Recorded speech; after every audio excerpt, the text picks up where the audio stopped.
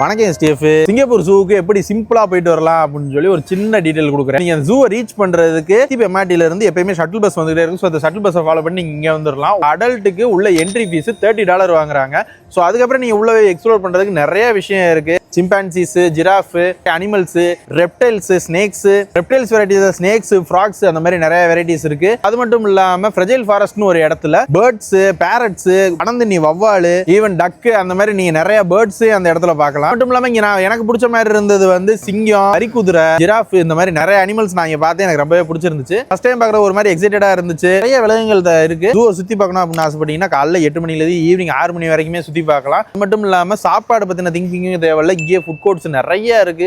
KFC இருக்கு, மெக்டி எல்லாமே இருக்கு. நீங்களும் உங்க ஃப்ரெண்ட்ஸ் அண்ட் ஃபேமிலிஸோட லைஃப்ல ஒன் டைம் விசிட் பண்ணி பாருங்க. இது மட்டும் இல்லாம river wonder, night safari, things இருக்கு. நான் ஒவ்வொன்றா எக்ஸ்ப்ளோர் பண்ணி வீடியோ போடுறேன். இந்த வீடியோ ஷார்ட்டா முடிக்கணும் அப்படின்றதுக்காக போட்டேன். இதோட டீடைல் வீடியோ ஒன்று நான் யூடியூப்ல போடுறேன்.